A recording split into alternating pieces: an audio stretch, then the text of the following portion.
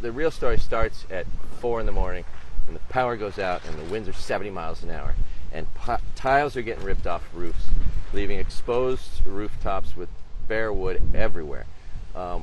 Power lines are like spaghetti strings everywhere. It's not just one down power line, it's 50. They're just everywhere. And so, and then all these sort of terrible things. So I get up in the dark, I go to work, they still have power goes out there.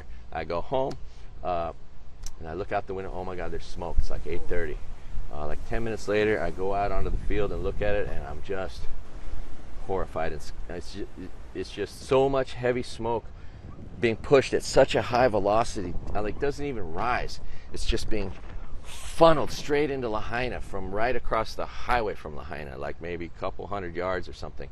And there's a couple houses right in that spot, and they're going up, boom, boom, and there's a gas station right there, and it eventually goes boom, and all that heat and all that wind just funneling it right into Lahaina, where people are like, it's 9 o'clock in the morning, they're sleeping in, their windows open, they don't know what's going on.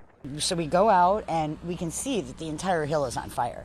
You know, you can see it from our house, like just the whole city is built, you know, on a hill, so it's behind us. And we could see the smoke, and all of a sudden, oh my gosh, it just, the quickness with which it happened was the craziest part. It was just so fast.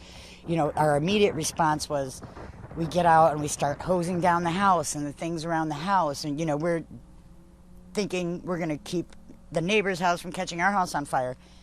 Absolutely no idea the gravity of the situation, really. You couldn't breathe, you couldn't see, the smoke was so thick. You know, I had me and the cat, and she was in her bag, you know, had us covered with like a scarf, and it still wasn't enough. Your eyes were just burning. The wind had to have been 140 degrees, just heat blasting you. It wasn't even a choice. You just go into instinct mode. You know, there wasn't like I decided what to do. I just did what I had to do. And I think there were a lot of us who, you know, there's nothing heroic about any of it. It's just survival mode, you know, instinct takes over. The fire was so hot that what we find is the tragic finding that you would imagine, as though a fire's come through and it's hard to recognize anybody, but they're able to determine if someone did perish. I've twice been in. I was there Thursday and then yesterday, and I chose not to go into Lahaina today.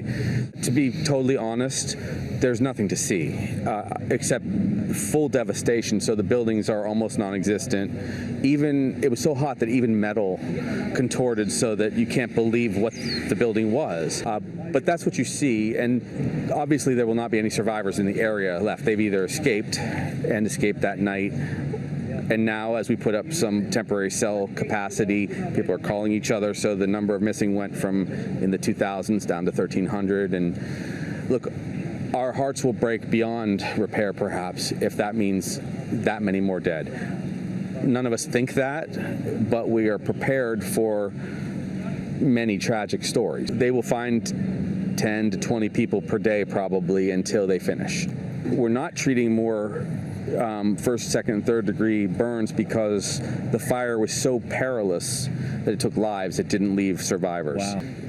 I've heard the siren go many times, never for a fire in my case, but for tsunami warnings and for volcanic eruption warnings and earthquake warnings.